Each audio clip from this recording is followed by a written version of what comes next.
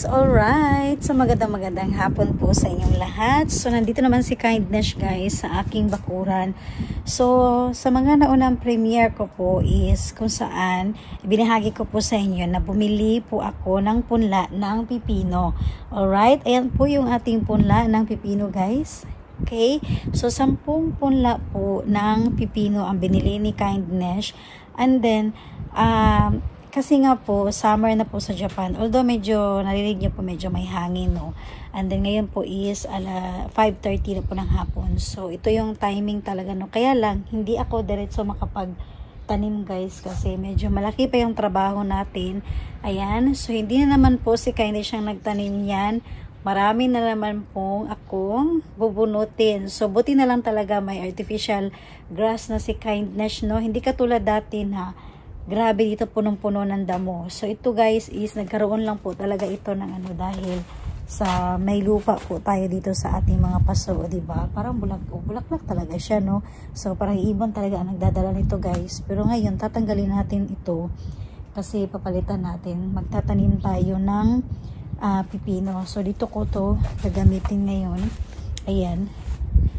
O diba guys? So mahaba na talaga siya. So malaki pa ang trabaho ni Kindness. Ayan. So, gusto ko naman po na samahan niyo po ako ngayon guys sa aking bakuran sa paglilinis ko po nito ngayon. Okay? Pero madali lang naman itong bunutin. Yan. Dahil nasa mga paso lang. Tapos malambot naman po yung lupa. Alright? So, ayan guys. So, bago ko po ito, tatanggalin na. Kukunin ko muna itong ating harang. Ayan. So, bakit may ganito si Kindness? Kasi nga po, may nangyari sa parking area ko po. So, nag-request ako sa akin bro na bigyan niya ako ng ganito. Kasi pag wala kami dito sa parking area namin, meron akong ipangharang dyan. Ayan. Kasi may, hindi nila alam na naka-on po yung camera ng bahay. So, doon ko po nakita na may minsan pala kapag wala kami dito, so available yung parking area namin. May nakikipark pala dito mismo sa aming garage. So mga hapon po sila. So talagang bawal po kasi yun kasi private property po ito, no? Ayan, so hindi namin alam. Okay lang sana kung nagpaalam sila. Kaya yun ang ginawa ng asawa ko. Hindi nila alam na nakita namin sila sa camera. So dito sila nakapark. And then matalino pa kasi hindi namin nakuha yung plate number kasi yung camera, alam nila kung saan banda. So, dito sila banda nagpark mismo guys. Hindi talaga dito sa mismong harap po kasi nakikita po ng camera. Yan. So, hindi na lang namin pinalaki pa. Ang ginawa na lang namin is nag-request ako sa bro ko na ilagay ko to sa para sa parking area namin. In case man nawala kami, at least may ilagay ako na harang. Alright, yan po. So, ito yung mga purpose dito sa Japan guys, na kapag may mga ganyan na nakita natin, may halaman nila na parang alam na namin na nakita namin sila. So, ma-alarma po. Right guys, so, umpisahan na naman ni Kindness, pero at least kahit paano na guys, hindi katulad dati no, na ang grabe ang linisan ko dito. Okay. So, para magamit natin ko guys. And then, yung mga ilaw po is palagi lang to sa mga paso ko. Laking tulong po ito guys ng mga mga ilaw ko po dito. Yan. Napakagandang tignan lalo na kapag umuwi si Kindness galing sa trabaho. Lahat may ilaw. So, try naman natin na gamitin ngayon kapag may tanim na tayo. Okay? Yan. So, tatanggalin natin to yung mga damo-damo ngayon.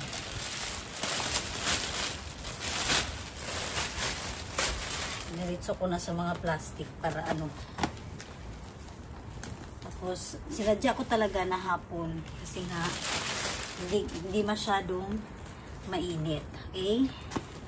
Yan. Ooh.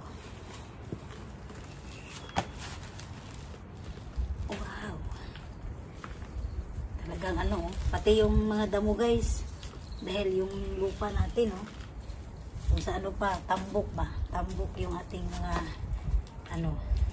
mga damo dahil sa lupa natin. Okay?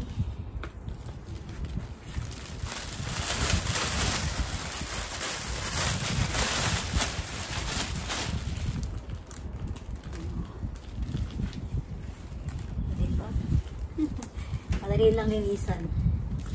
Kasi ano eh, ang lambot lang ng mga damo. Yan. Okay. O, diba guys? Tapos dito naman tayo.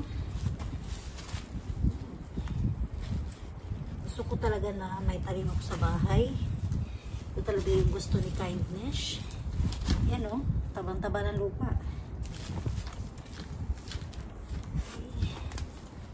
Sayang dahil sumasama sila sa ano, sa mga damo.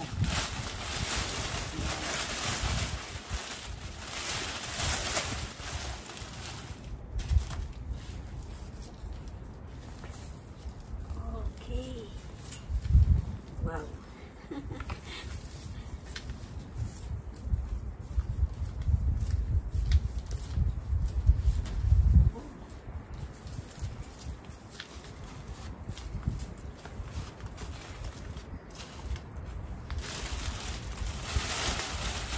Diretso ko na sa mga plastic guys. Isang ano na lang. Ayan. Wow. Okay. Hindi pa ang bilis. Bilis lang po ang paglilinis natin.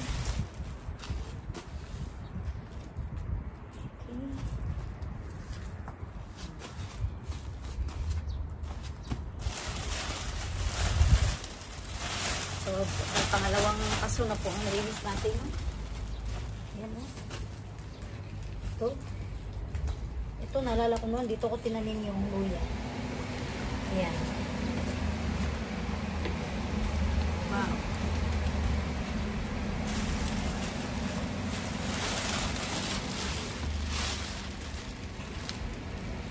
Diba, maliliit pa yung mga damo. Ito yung maganda guys, no? Yung pag wala kang pasok, eh, ito yung gusto ni Kindness pag ano guys, yung mag-retired tayo ba, gusto ko sa Pilipinas kahit kunti lang siguro yung lupa, okay na, basta lang makapagtanim ako ng mga ano guys, mga kamatis, mga gulay-gulay ba, diba? Yan naman po yung maganda talaga. Yan, kahit papano guys, linis na to. Madali lang kasi itanim yung ano natin, yung pipino natin. Yan. So, bigyan na si Kindness. So, napakadali. Yan. Basta tayo sa pangatlo, naman tayo guys sa pang-apat. Yan. Wow. Okay. Sayang yung lupa eh, sama-sama yung mga ano guys. Yung mga dahon. Kasama sa lupa sa mga dahon. Yan. Wow. Diba? Okay. Diba, palaki na ng palaki. Bulaklak pa rin to eh. Dala ito ng ano yata guys, mga bubuyog, diba?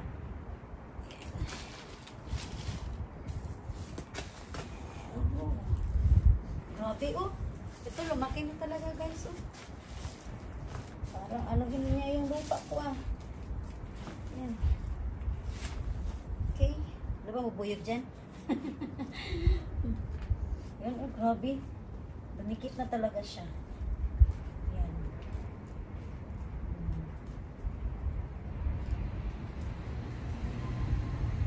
Baka naman magsigaw na naman si Kindness dito guys. Ayan guys, oh. Grabe, oh. Dumikit na yung ano.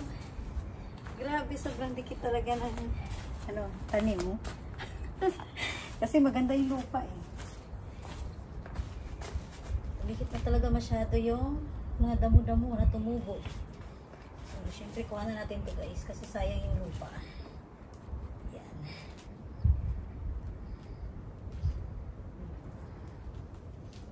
Grabe na yung ano niya, ugat ng damo na to. Okay. Yan. Ito na tayo. Wow. Yes. Grabe oh. Sa tigas ba? Kaya tambok na yung ano. Yan. So, ganyan gawin natin. Unti-untiin ko yung lupa. Ang galing. Yan. Tanggal ko rin mga kakain.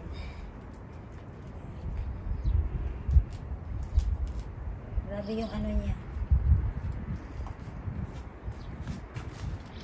Okay. Hirap po.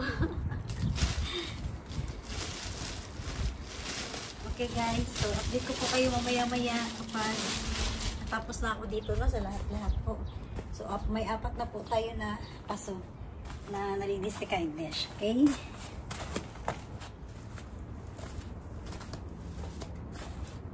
Yan guys, so medyo mahaba na po yung ano natin no. Dito na po tayo. Ayan. Wow. Wala. Grabe. Okay. Ito naman.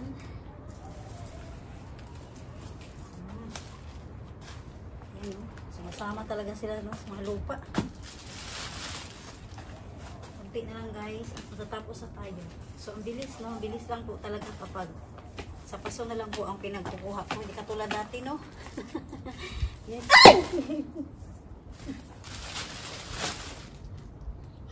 Tapos, sumigaw na naman si Kindness. Nagulat naman po, guys. May dumikit sa akin na gumagapang. Lumipad na po siya, mga kakain. Malis na siya. Akala ko po uod kasi itim. Gumagapang lang siya sa legs ko. Ayun, nakita naman akong ano, baboy-baboy. Ayan. Ito yung ano si Kindness. Takot ako sa parang pinagpawisan ako guys. Takot kasi ako sa mga ano guys, yung mga gumagapang, yung mga uod, gano'n.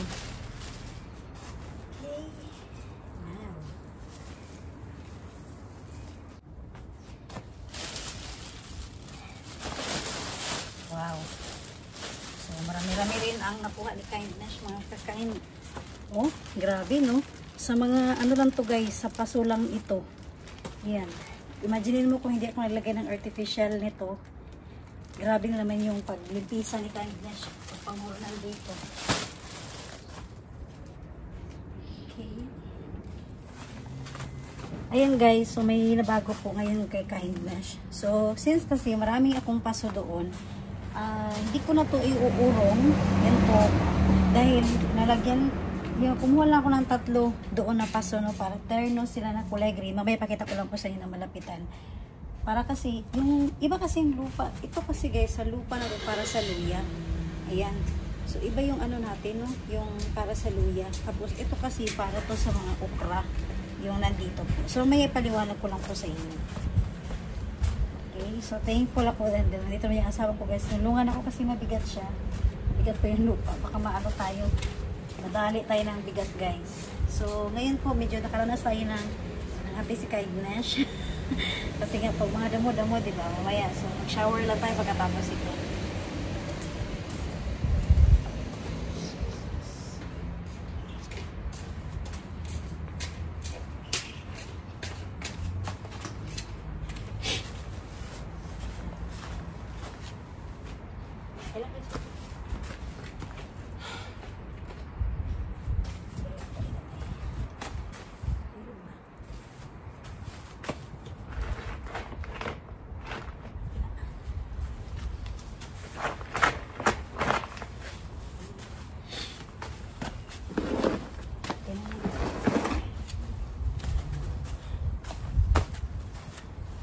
Okay naman siya, no? Pinigita ah. No? Ako pa lalo kaya. Namapoy ko sa ilalong mo. Napos na. So, ayun guys, paliwanag ko lang po sa inyo. Kasi ito guys, ginamit ko kasi ito. Tested na kasi itong lupa na to na nagtanim ako ng okra. Ayan, so maganda yung lupa nito. Maganda yung tubo ng okra natin. Maganda rin yung harvest. And then, ito naman po, ayan po, pakita ko po sa inyo. may pagkakulay brown po ito guys. Iba po yung lupa ito. Ito yung ginagamit ko po sa pagtatanim ng luya. Yan. So, dahil magtatanim din po tayo ng luya, nakareserba lang po ito yan. Nakareserba lang po muna yan. And then, ito yung gagamitin natin para sa pipino. Yan. So, since kasi 10 yung punla natin ng pipino, so, tinirno ko po guys na kulay green. So, kumuha ako doon sa kabila ko po. Pwede ko nang palitan yon. Kumuha po ako sa kabila ng, ng tatlong paso doon sa kabila. So, gagamitin natin para sa pipino. Okay? So, unti-unti muna tayo guys. Ayan po. So, ito is 1, 2, 3, 4, and 5 na paso ang gagamitin natin sa pagtatanim ng pipino dahil bawat isang paso, 2 punla ang nilalagay natin. Alright? So, ayan po guys. Okay? So, sisimulan na ni Kindness ngayon, no? Magtanim po ng pipino natin. Yan. So, itong nakita niyo po guys, itong mga ilaw natin, yan, hayaan ko lang po yan dahil maganda po yan sa gabi. Lalo na siguro pag may mga dahon na po ng pipino, no? Okay? Right guys, so ngayon po gagawin ni Kindness is ihanda ko na po ito guys para dire-diretso tayong magtanim. Yan. So, tagdadalawa po. Okay? Ihanda ko ito para dire-diretso tayo. Kukunin ko na lang. Dire-diretso. Hindi na tayo ano pa. Okay. Yan. Sakto bukas ulan. Sabi magtatanim si Kindness yung ulan. Yan. Wow. Okay. Right. Dito naman. Right guys. Simulan na po ni Kindness itong magtanim ngayon.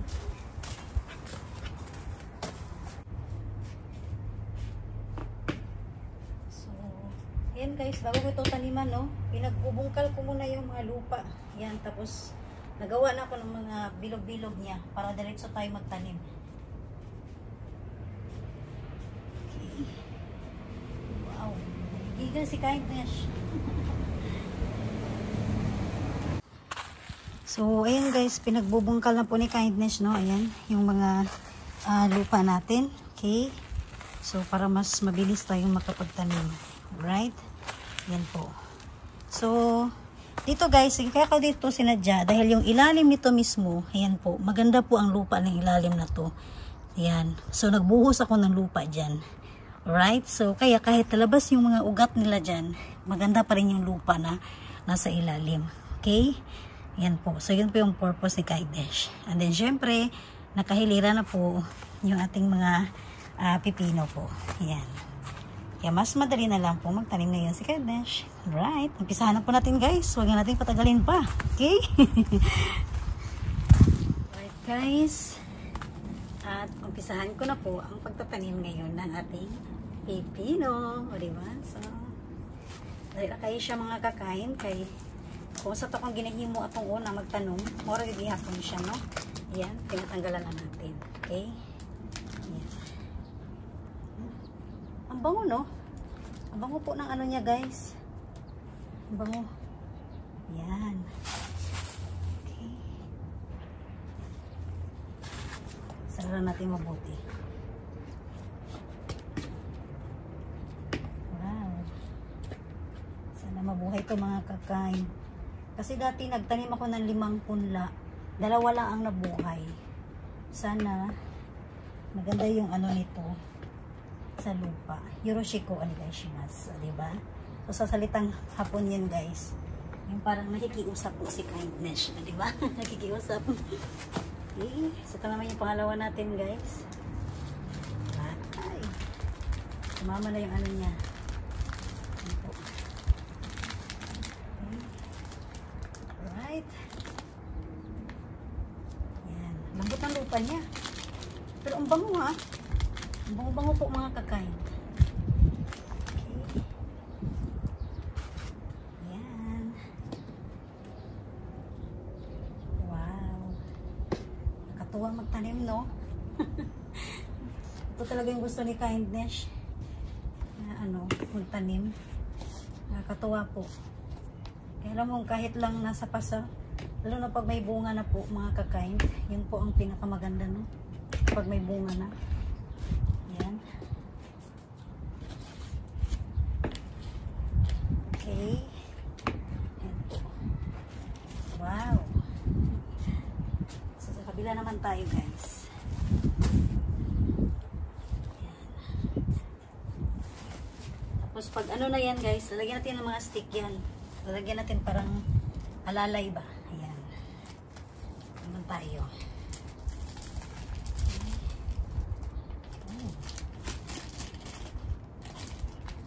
Kasama talaga siyang ano no, lupa. Kaya hindi ko siya ano hinihiwalay, guys.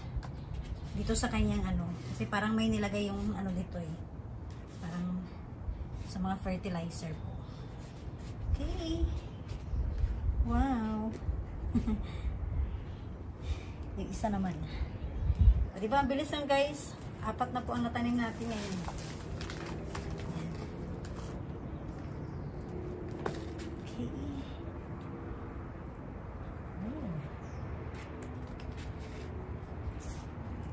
Timing din kasi yung nabili ko ng mga bagong paso, kulay green, no? So, nagkatugma din sa kulay ng mga dati kong paso. Ayan. Ay!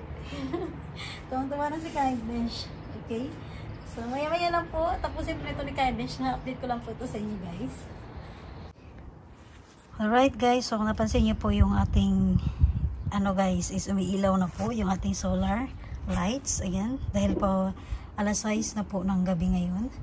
Ayan. So, ito po, tamang-tama natapos po akong magtanim, no? Ayan. So, ito po lahat, guys. O, diba? Dilig-diligan na lang natin ito, mga ka-kind. Okay. Diba? Hindi na sayang oras ni Kindness. Sa isang oras ko po ngayon, nalinis na yung bakuran ko. Nakuhanan ko pa ng mga damo yung ating paso. At nakapagtanim pa po ako sa loob lamang po ng isang oras. Okay? Alright. So, magdilig mo na isa Kindness ito ngayon. Alright, guys. So, ako po ay magpapaalam muna sa inyong lahat. Tapos na po ito, guys, ang itanim ko. At sana maging successful ako this time sa pagtatanim ko po ng pipino dahil mas dinamihan ko po ang kanyang punla. So, yung last year, nagtanim ako ng 5 pipino, 2 lang po ang nabuhay. Pero nakatikim ako at maganda rin po yung bunga. So, ngayon 10 po yung punla natin. Sana mas marami po ang mabuhay. Okay? So, magdilig-dilig muna si Kindness at maraming salamat po sa iyong panonood. Bye, guys! Thank you for watching po.